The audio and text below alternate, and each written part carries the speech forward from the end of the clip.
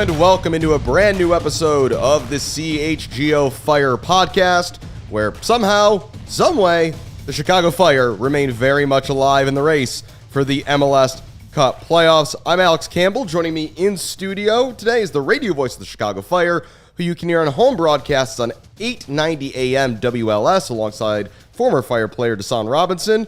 And you can, of course, also select the home radio option on MLS Season Pass on Apple TV. Max Thoma, welcome to the show. Always confuse you with the golfer. Oh, yeah, Max Thoma. I'm certainly less known of the two, nor do I have that kind of social media game going. But fantastic to be on. Thrilled to be here and talking after a win, especially. Yeah, so we've been trying to get Max on the show for a while, so glad it finally worked out. And joining us up off the top from Miami, or somewhere in between any pair of MLS stadiums these days, making his return to the show, is really the perfect man to join us this week, given his Miami connections and that he was on the broadcast on Saturday for the Fire win over the Red Bulls. Chris Wittyngham, welcome back to CHGO Fire. How's it going, guys? Going well, Chris. Good to see you. So, the Chicago Fire won a soccer game, their first win since July.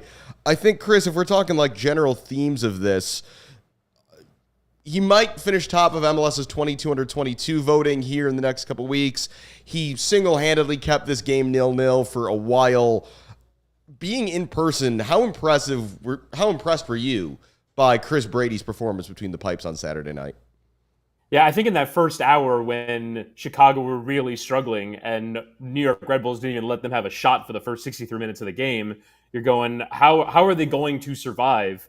And look, the New York Red Bulls have not been a good finishing team this year. That has been the story of their season. They are a team that struggles in front of goal, but still, they had two or three really good chances, and Chris Brady was there to stop all of it. Wyatt Omsberg also deserves a shout for his clearance off the line for that last strike at the end of the first half. He was able to kind of backpedal into position and able to clear that one off the line. So I think Brady has just been spectacular with how he's performed this year. And I mean, what a job by Chicago Fire to have two academy goalkeepers back-to-back that you're probably going to make tens of millions of dollars on. Because I mean, Chris Brady is going to be next. He's going to go somewhere because this has been a really good season from him. And it hasn't always been consistent, but he's able to produce the spectacular stage, which I think is what gets you the attention.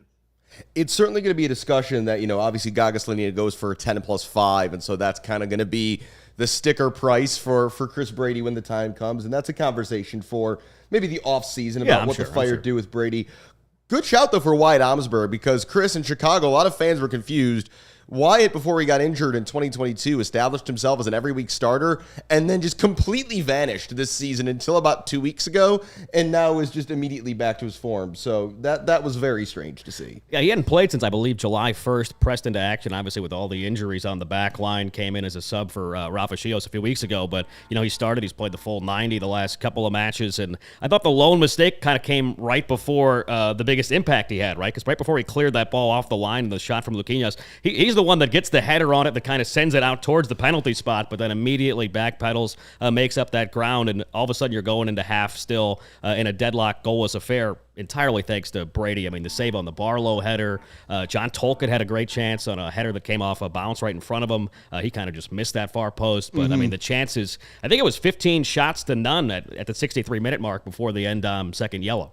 Yeah, I mean, it was crazy. I think the Barlow header just won MLS Save of the Week. Yeah. So shout out to Chris Brady. Again, as I mentioned with the U22 voting that I think is coming out this week or next, if public ballots are to be believed, the correspondents from MLSsoccer.com who have published them, it looks like Chris Brady is in line for number one, and Brian Gutierrez maybe with a top 10 finish there as well.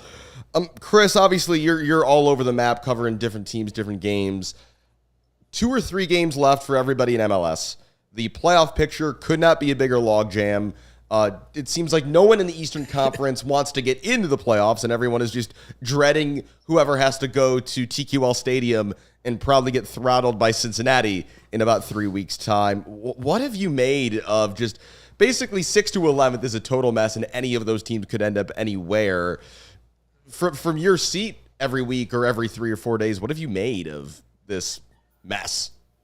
Yeah, I mean, obviously I follow Miami a bunch just because I kind of cover them as sort of them being my local team. But I think I will have seen after Wednesday, I'm going to Montreal this week, and I think I will have seen every team that's in this chase for the final playoff spots. And they've all had moments in the year in which they've looked like, all right, they're going to get this together. Even Chicago, when Frank Lopez first took over, they got the new manager bounce. And I actually saw them when Chicago played away at New England, and they got off to a 2-0 start in that one. I think that one finished 2-2.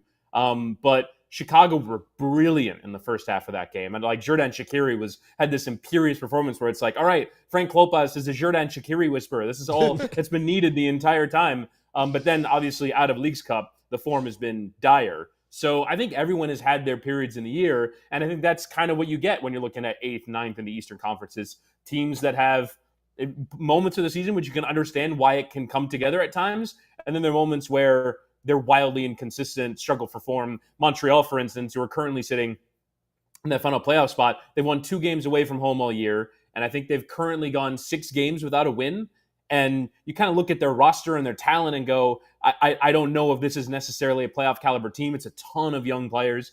But yeah, I mean, I've seen everybody. New York City, there was a moment in which, you're wondering if Nick Cushing is going to stay. And then all of a sudden they signed a number 9. Here we go. And then come out in Leagues Cup with that number 9. And they've been pretty up and down. So that's kind of mostly what you're dealing with. Obviously, the biggest threat is Miami, a fully healthy Miami, a fully healthy in terms of fitness and not playing so many games, but they have a long way to go if they're going to make the playoffs, and it would probably have to start in Chicago on Wednesday. I think if they don't win this game on Wednesday, then they could have a real long chance, because then you got to beat Cincinnati and then the home and home with Charlotte in order to get in. So I think Miami are probably going to need a win on Wednesday if they're going to push and make it.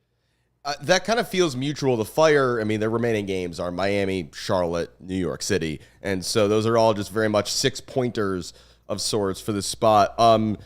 Chris, I've been rewatching the highlights from this game on Saturday. I really liked this particular quote from you. Quote, "These are unreal opportunities that Chicago are wasting. How is this game still 1-0? And Max, we were talking about this before the show. I did see that. The combination of those 3 misses, we were debating which one was the worst of the 3. I think the nod there would unfortunately have to go to, I mean, we've seen the brilliances, the moments of Shaqiri, right after the red card, right? I mean, just put a peach of a cross and kind of did 90% of the work. Koutsias gets the header, obviously, inside the 6. All he had to do really was steer it on target there. But, I mean, the opportunity he had right in front of the goal, that Swiss connection with him and Haile Selassie. Haile Selassie delivers a beautiful ball, and then he just, misses the frame right in front of net. The Shabilko chance right outside of the area, probably the least likely to go in, but the Shabilko, break down the right side where he's got Brian Gutierrez center in the field, and just, the pass didn't have a lot of pace. Shabilko didn't look like he was running at 100% with his pace, and kind of let a few defenders backtrack, let the keeper get off his line, and, Guti was kind of closed down in a hurry. But I think the Shaq chance right in front of goal was probably the most likely. Yeah, Chris, I think Fire fans just appreciate when a broadcaster echoes how they're feeling emotionally, because your exasperation, I think, was our exasperation, and just like, for the sake of the game, can somebody please score one of these tap-ins? For me, it was just, from the position that we're in, you see these massive amounts of space, and you go, all right, surely this is the kind of breaking opportunity. You mentioned the performance of Marin Haile Selassie. I thought he was sensational when he came on as a sub. And frankly, every time I've seen him this year, I think he's been very good. I think he should be a regular feature in the starting lineup. You kind of understand you have to go for balance in that forward line. But for me, he's definitely performing better than Jairo Torres is at the moment. I think Haile Selassie should be getting the nod in those wide spaces, created all 3 of those opportunities that we're talking about. But yeah, Shabilko for me could have taken another touch rather than strike from outside the area and try and place it in a corner. The Gutierrez one, like you said, it was a bit slow. It was able to be caught by the New York defenders who have incredible recovery speed. You have to give them credit. But that Shaqiri chance was absolutely golden. And you're sort of like waiting for it to hit the back of the net. And it's just absolutely stunning when it doesn't. It just doesn't check out sometimes. I also think there was some resting going on for this game on Wednesday, especially knowing that if Messi doesn't play, it's the Fire looking to showcase this game with a potential 60,000 fans showing up. So that's why Guti did not start. Haile Selassie starts on the bench, and to your point, makes an instant impact. Chris, I know you got to get out of here in a couple of minutes. So while you're here, we've got to ask you about just whether Messi comes back this season or doesn't. As someone who has been really in the thick of all of this, if we have seen the last of Lionel Messi in a Miami shirt in 2023, for you, from all this experience, what's going to stick with you from this? Like, what's going to be the things that for you have been the most memorable about the whirlwind last couple months down in South Florida? For me, it's just the degree to which up until the injury, Lionel Messi has delivered in every game that he's played in. It's been unreal the number of people that spent a ton of money on tickets that go to the ground. Like, I don't know, maybe something special will happen. And he seemed to have produced something for every group of fans that have gone to every stadium, right? Particularly, I mean, you go back to Leagues Cup, like from the beginning, from that first game against Cruz Azul, there's all this hype. And kind of similar to how on Wednesday, there is this fear that Lionel Messi won't play, or if he plays, he might not play that much. And I think it was kind of the same thing for that first game against Cruz Azul. He comes on, Miami were actually winning. They give away a goal, and then he gets a free kick in that exact space where you're sort of going, all right, this is where, how many times have we seen this? Is he going to do this for Miami? Is he going to do this in MLS? Is it Messi time? And my God, did he deliver? And then every game after that, it's just, for me, the fact that you sort of, every time you kind of elbow someone next to you, go, is this really happening? Is this really happening? And I think the idea that he did that night after night after night during Leagues Cup was incredible. And unfortunately, it just kind of turned out to be way too many games in too tight a period. And I think Miami kind of went all in on Leagues Cup in some ways, getting a trophy, getting a spot in CONCACAF Champions Cup next year. Like, once you've achieved that, it is pretty hard to push and keep going and go again. So I think that magical month, that first month, will be something that any Inter Miami fan will remember for the rest of their lives. Absolutely. And even as neutrals, I think it was just a spectacle to watch. I mean, to your point, every moment he delivered, the free kicks, Leagues Cup, it's been a magical ride. And even if that's all we've seen for 2023, I think the anticipation for next year will be great. That said, we'd love to see him play at Soldier Field tomorrow night. So we will wait and see. Chris Wittyngham, thank you so much for taking more time to come back here on CHGO Fire. Safe travels, and we'll talk to you again soon. Thank you, sir.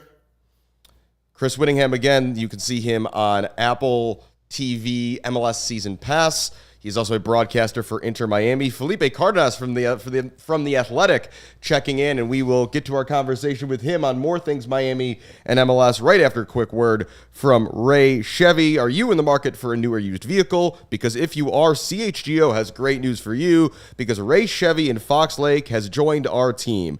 We were talking to the team at Ray, and they have a pledge, the Ray Price Promise, a guarantee that the price you see online is the price you pay when you go to the dealership. In many cases, other dealers will raise the price on you when you come into the dealership, asking if you have certain discount eligibility, like being a recent college grad, if you're in the military, if you're a farmer, and if you're not, the price goes back up. Well, at Ray, that's not the case. The price you see is the price you pay. No add-ons ever. In fact, Ray will do everything possible to find additional savings for you, which may make the price even lower than what you saw online. One of the top-selling dealerships in the Midwest, you'll always be able to shop one of Chicagoland's largest inventories at Ray. And right now, you can save big at Ray Chevy during their truck or treat sales event. 0% down is back and now available on new Silverado trucks. The perfect tailgate vehicle. So come on in to Ray Chevrolet in Fox Lake and find the vehicle you've been searching for. All the best of all zero and pay zero hidden fees with the Ray Price Promise. Visit Ray Chevrolet in Fox Lake or raychevrolet.com. Serving the community since 1963. Find new roads. We are now joined, as I mentioned, by Felipe Cardenas of The Athletic, who, in addition to being a longtime senior writer there, has found himself as a sort of Messi correspondent, it seemed like, in the last few months. Felipe, thanks for taking the time to join the show.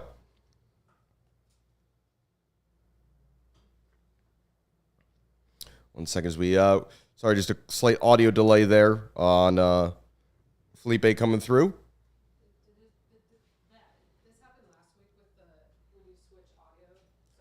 One second. Yeah, we can. This is why editing and post exists.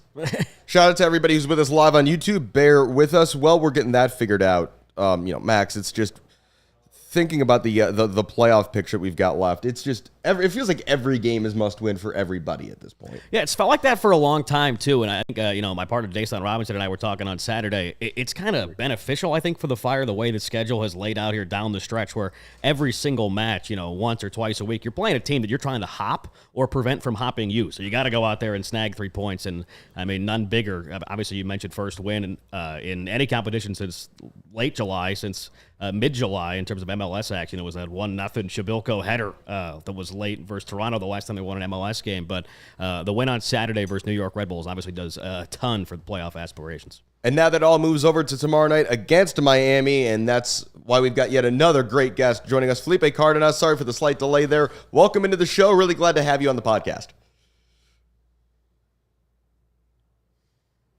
And now we lost his video.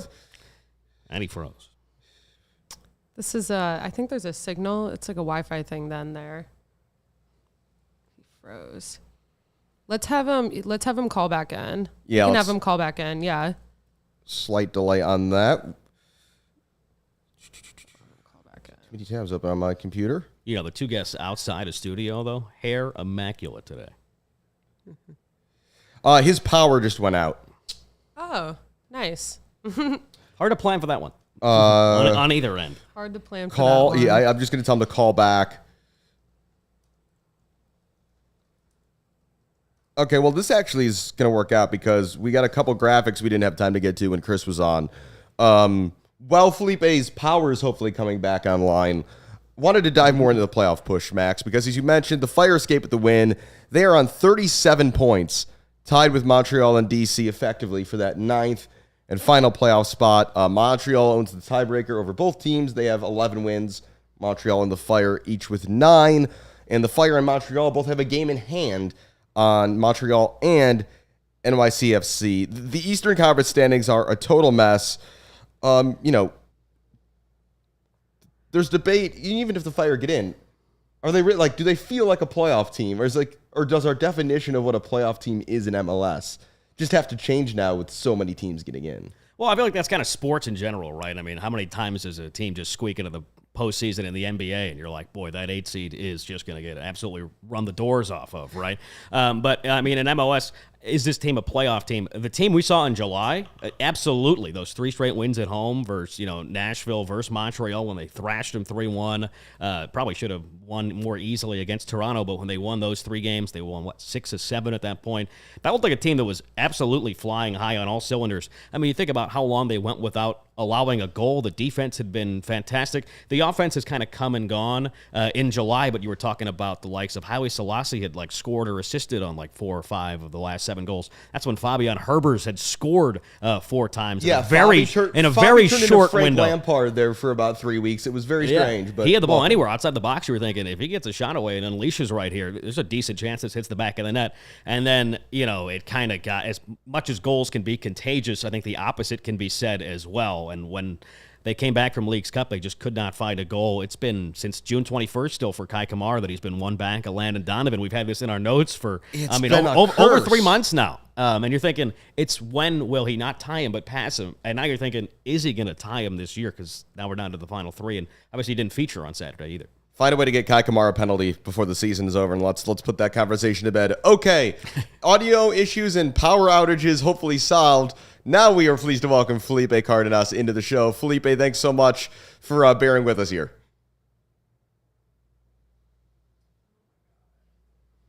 Although it seems like maybe we still cannot hear Felipe. Apologies again to the YouTube audience. We can cut this up in post later on the podcast, but doing it live. The beauty of post. The beauty of editing. While we're figuring that out, a quick note. New York City's remaining opponents are at DC and versus the Fire.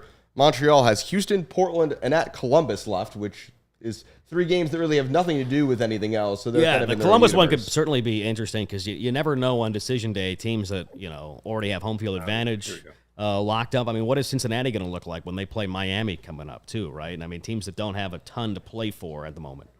Then DC has Austin and New York City, and then there's the Fire with the trifecta: Miami, Charlotte, NYC. All teams in 8th or lower. I think we are now good. Felipe, can you hear us? Can we hear you? Can you guys hear me? I mean, there we go. We got it. Sorry, Felipe. We are having audio issues, and then you had a power outage. So we're gonna make the best of this, though. It's all good. I mean, how many times has this happened where you've introduced a guest 7 times before they're on? On this podcast, I think you have now set the record for most times I've tried to toss to someone. I think that title is now all yours. But we really do appreciate you taking the time. Obviously, things have been busy for months now at this point, and as we're in the thick of this playoff race. let's get in more of the nuts and bolts of the situation Inter Miami find themselves in. First of all, I think the thing most Fire fans want to know right now is, has there been any updates this morning since that one report came out last night? Is there any follow-up yet on whether or not we think Messi's going to be on that plane this afternoon up here to Chicago? Yeah, so Tata Martino, head coach of Inter Miami, spoke to reporters today in South Florida, gave an update on Lionel Messi, and essentially he's still day to day. So the report hasn't changed that much. The positive is that according to Martino, Messi is evolving well. Today there were videos of him, training with a ball, but he's still not back in full training. So he's not training with the team just yet. Martino said that could happen today. It could also happen tomorrow. And then he made the caveat, well, but tomorrow is the game.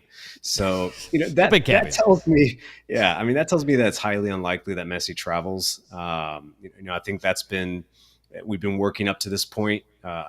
Anytime a player 24 hours before a game is still training on his own, it's going to be, unlikely that they play. And with Leo Messi, you're trying to protect this $1 billion brand. And it just doesn't seem like the timing is right now. Martino did say that they're eyeing the game against Cincinnati on Saturday. So that could be when Messi reappears. Yeah, because, at this point, it does really seem like the trade-off is, do you risk Messi, risk Jordi Alba to try to push for the playoffs, or do you kind of just keep it safe and go into next year? But understandably, and I'm saying this from a Chicago perspective, Miami might feel like this is a game they can be competitive in without him, and versus the Cincinnati game, which, even though they've secured the supporter shield, still figures to be a bit of a different level. Do you think that's a fair way to look at it? I do, and it's got to be tough on Martino, the front office, and Messi. Messi, a player that in his close to 18, 19-year career, very few injuries, very few times has he missed games, and so that's probably been weighing on him a lot as well. But you're right, they're really deciding here, what's more important. Is it now saving Messi for the rest of the season, and then eyeing 2024, which is going to be a big year for Inter Miami? That's the year. That to me is the year where they are a contender from day one.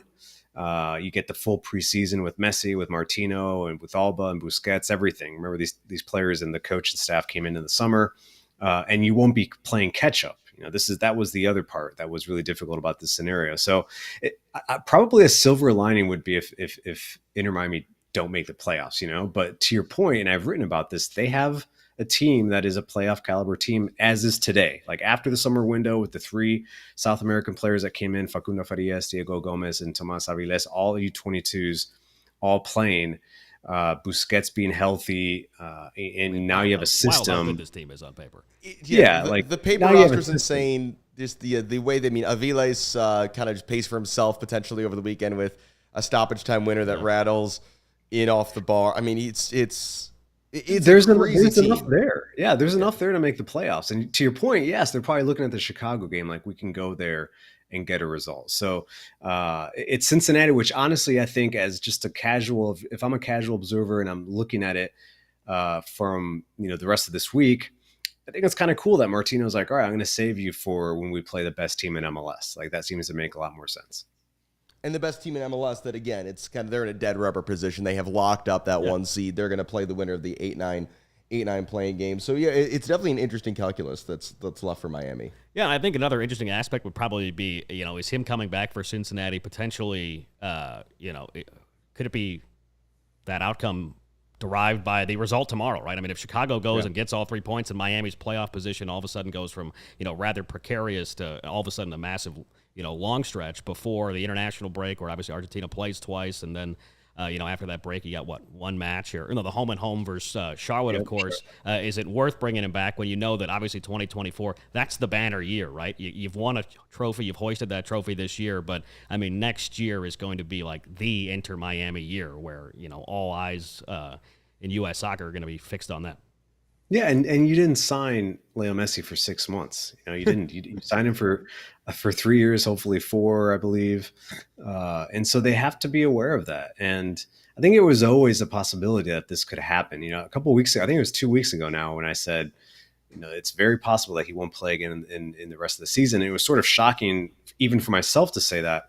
But it's worked out that way because, to your point, Max, it's like every game, like his availability will be determined based on what happens in each game. So if they don't get a result against Chicago, as you mentioned, as a possibility, maybe he doesn't play against Cincinnati, or maybe he's saved for the second half against Cincinnati instead of starting, whatever the plan may be. But it's definitely one that is continually evolving. And then there's just, the nebulous sort of energy around what the injury is, how injured is he. From the videos that I saw today, this morning, he looks good. Messi looks good. He's running again. He's playing he's training with the ball. Difficult to say how fit he is, though. Clearly not 100%. Felipe, a more macro question here, I think, and this is a discussion that comes up with him not playing in Atlanta a couple weeks ago, huge stadium, anticipated game. Him not playing in potentially Chicago tomorrow, which stands to be the most attended Chicago Fire game ever.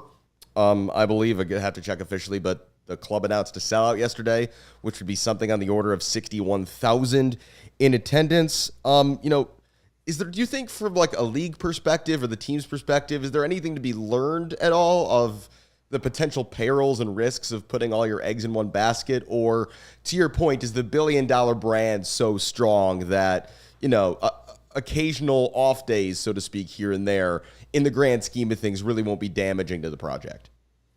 Yeah, I don't think it's damaging. I think it's unfortunate. No one wants to see Messi not play games. Like, that was the whole point of getting him in the summer as well, and really trying to elevate Inter Miami into a position where they were competing for a playoff spot.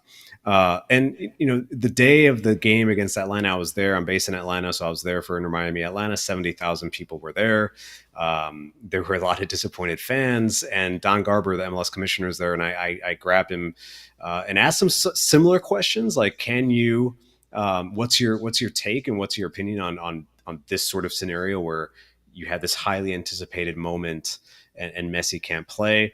And that's when he gave those quotes about how the commissioner cannot force any player to play. And this is the second time where I've been in a room with Garber, and he's like reiterates there's nothing in Messi's contract that says he has to play certain games or a certain number of games. And if it comes down to player safety, according to Don Garber, he's going to support that. So that's just the reality. And I think when you're getting, MLS is getting Lionel Messi at 36 years old. He said something really, I think, in hindsight, that was very revealing after the Ecuador game when he played for Argentina, scored a late winner against Ecuador, and came off. This is what started this absence. He comes off early. Lionel Scaloni, Argentina's manager, says, Leo told me he felt something. Messi tells reporters, I was just tired. But then he says, this won't be the last time that I come out of a game early. And he's never said that. Okay. Like, Messi has never said that. He's always been like, don't take me off at the end of a game ever. And so that's where he is right now, physically, I think mentally, and coming into 2024. And also just a flip calendar where now you're not resting during the summer, you're playing during the summer. He's going to have to be really smart about his fitness. The team is going to have to be smart about his fitness, and the league, the fans, us in the media, we're all going to have to be, I think, expect, days, weeks where perhaps he's not a focal point. And that's why Inter Miami has pressure to just build the team and build the project, to your point, that's not simply relying on one player. Absolutely. And, I think the thing that really threw me off, Max, was when I think, Felipe, correct me if I get this wrong, but after that, then there's the game where Messi and Jordi Alba both come off. And Tata gives a quote that was something along the lines of, he's got an old something. It's like, that was like the red flag for me, is it sounded like he had that there's some existing thing here that they're managing. And to your point, Messi never wants to come off the field. So it will be interesting to see if he's really kind of being managed to make sure he can stay healthy, how that competitive drive intersects with, he might have a thing that's sticking with him that he's got to be really careful of. Yeah, I think it's going to be very interesting to see how it plays out, especially, down the stretch here with them potentially being in the playoff picture, but also, keeping that eye out for next year. What does his offseason look like in terms of, building his way back to health? I always try to comp it to something else that, I think most like American fans would know better. And it's like, how can you even come to anything like Messi? And like if LeBron went abroad to Europe and, was playing in games there, and obviously they would sell out every arena that LeBron played in, even if he was, playing at 42.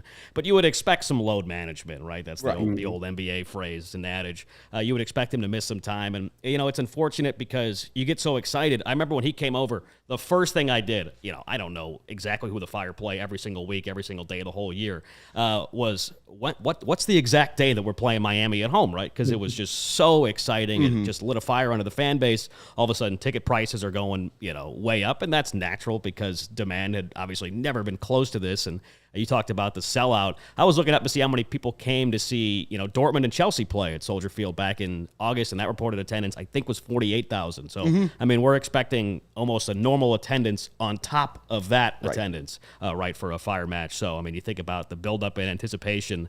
And it's nice that Chicago's going out of their way. They got a halftime performance, it sounds like, coming tomorrow. Some credit to fans buying single-game tickets, but trying to build our fan base solely based off one player that's playing, within a different fan base. So that's just wild that that's even conceivable. Yeah, absolutely. Well, let me say this. I'll add this. Like the Atlanta game when he did not play and, again, 70,000 people there, that game was still a great game for a home fan, for a home Atlanta fan, because they win the game 5-2. It's back and forth, like tons of goals.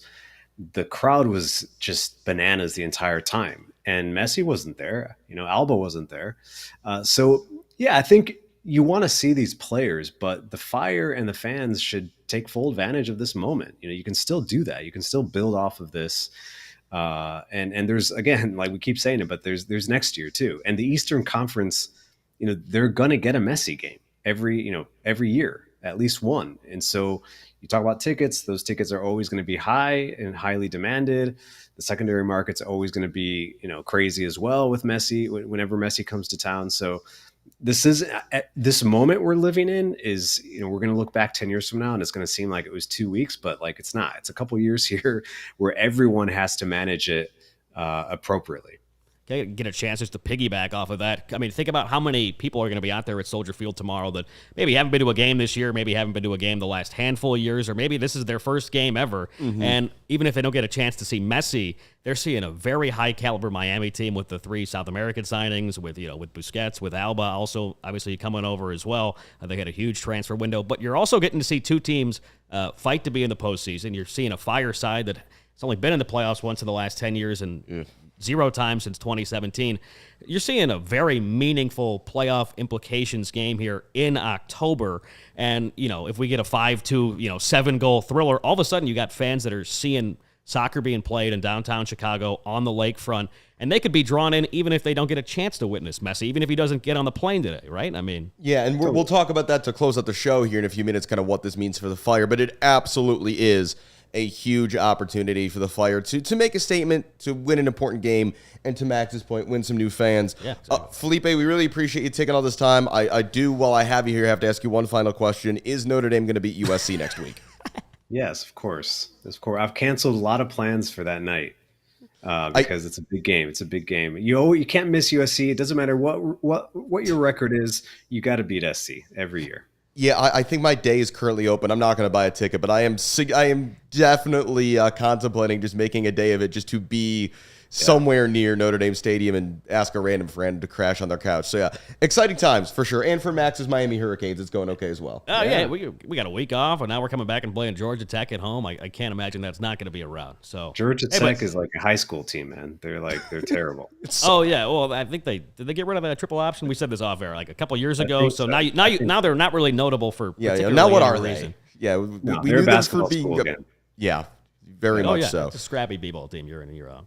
Well, Felipe, again, we really appreciate your time so much. Thanks for hopping on CHGO Fire, and fans should continue to check out Felipe's work at The Athletic, Messi, Atlanta, MLS in general. He keeps doing good stuff. Go Irish, and Felipe, we'll hopefully talk to you again soon.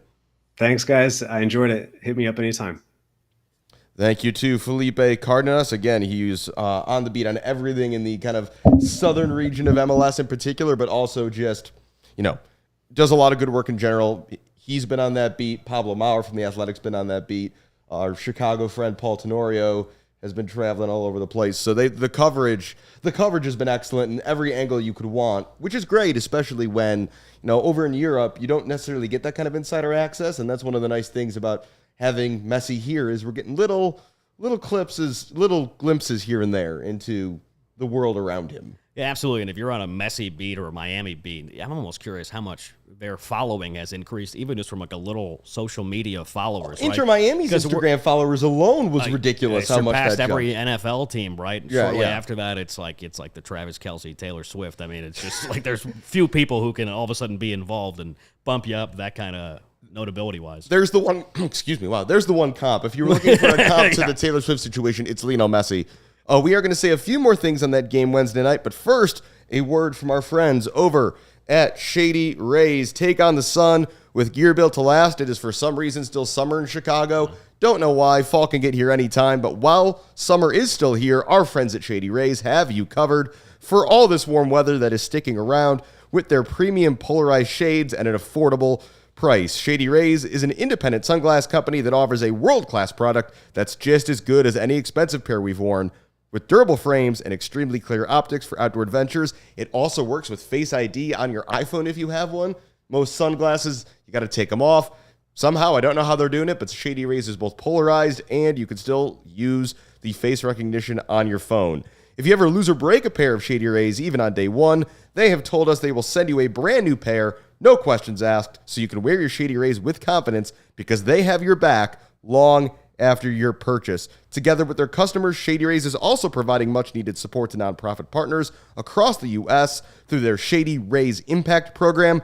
From building play sets for pediatric cancer patients to providing young adults with MS the outdoor adventure of a lifetime, Shady Rays is making an impact in your community and others like it now and for years to come. And again, if you don't love your Shady Rays, you can exchange them for a new pair or return them for free within 30 days of purchase, so there's no risk when you shop because their team always has your back. Exclusively for CHGO listeners, Shady Rays is giving out their best deal of the season. Go to shadyrays.com and use code CHGO for 50% off 2 or more pairs of polarized sunglasses. Try for yourself the shades, rated 5 stars by over 250,000 satisfied customers.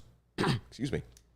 Again, Wednesday night, 7:30 p.m., Apple TV MLS Season Pass. You can listen in on Max's call of that game as well. When we're kind of looking at this game, Max, and we're thinking about, all it means, it's the sellout, but is Messi going to play? Is Messi not going to?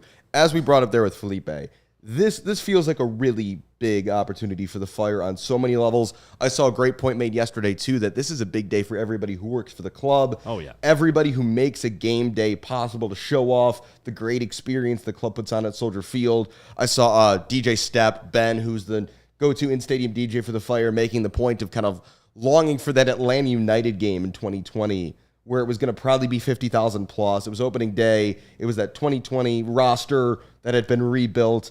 And that was just an opportunity that never came to fruition because of the pandemic. So when you're thinking about tomorrow night, both in your personal prep and just what you're looking forward to, what are you most anticipating? What are you most looking forward to about tomorrow night? Well, like you said, it's certainly a chance for, the entire organization top down, right?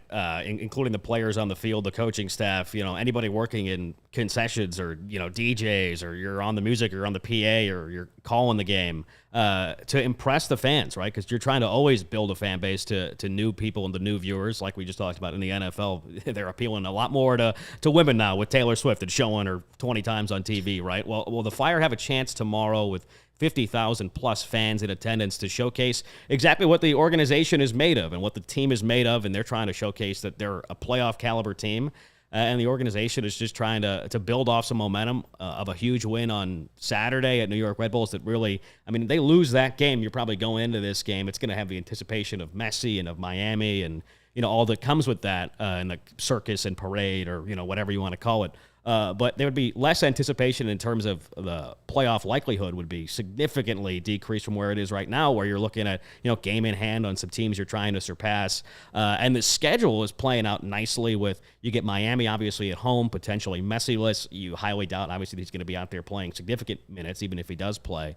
And then you got a Charlotte team at home on Saturday. I mean, if you come into this week, I think the expectation is you get 4 points and you're hoping for 6, and you leave with 6 and you're feeling great about your chances. Obviously, the international break, it's going to be tough to see how any team comes out, right? 2 weeks later on decision day. Obviously, DC's not playing on decision day, which is another team, factoring in the playoff picture, which is, a little bit bizarre, I think, in and of itself. But, yeah, it's going to be huge. And, obviously I'm hoping that Messi travels because you want to beat the best and see the best out there. And I think everybody's going to be keeping an eye on the sideline if he's there as to, he gets a light jog in. There's going to be a lot of people probably not watching the action on the field and seeing how he looks. Is he going to come in imminently? What's that going to look like?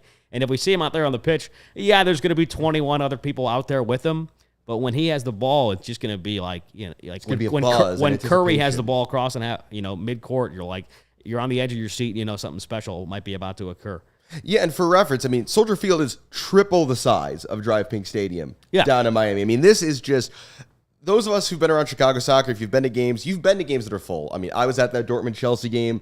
That was a pretty good energy crowd for just a summer-friendly. Oh, yeah. Anybody who was at the Gold Cup final back in 2019 remembers what that looks like. Anytime Mexico comes to town or other international games come to town, it's a really cool opportunity. The only thing I have to decide is how I'm getting to this game because I don't know if I want to fight the traffic. We're having that conversation. I don't know. I might ride my bike. I might take the Ellen walk. I'm not exactly sure yet what's going to be the best way to approach this because it's going to be an experience unlike any of us who've been around this team for a while have really had. And the crazy thing is that, if you have a media credential and you're at Soldier Field for these games a lot, it's always the same kind of time of day, either day of or day before, where you get an email with the parking, the Wi-Fi, all the game day essentials, right? And that north garage is where I always park, and it always opens up at 5:30, and I get there, anywhere 5:30 to 5:40, make sure I get in there, get into the stadium.